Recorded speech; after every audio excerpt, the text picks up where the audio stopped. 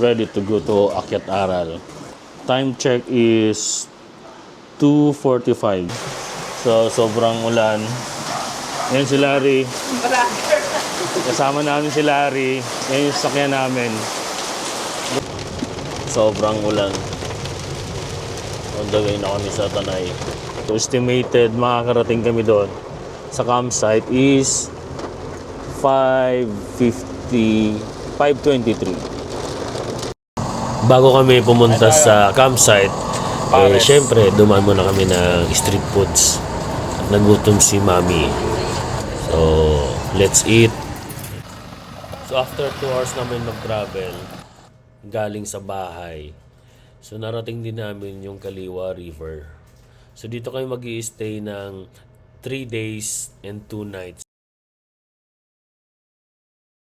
So, yun. Narating na namin yung campsite. So, nag-start kami mag-set up ng RTT awning para sa aming accommodations for 3 days. So, dito kami magluluto, everything, maliligo, stay, relax, and enjoy the night.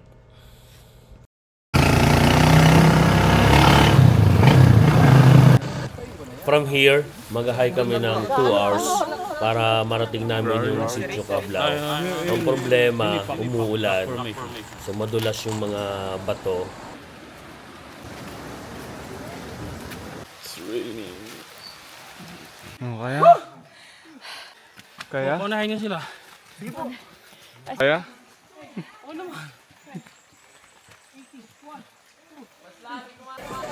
Finally, nakarating din kami sa Sitio Cablao after 2 hours hike with 500 steps. Ito yung reward na natanggap namin. Marami kaming taong napasaya sa aming ginawa.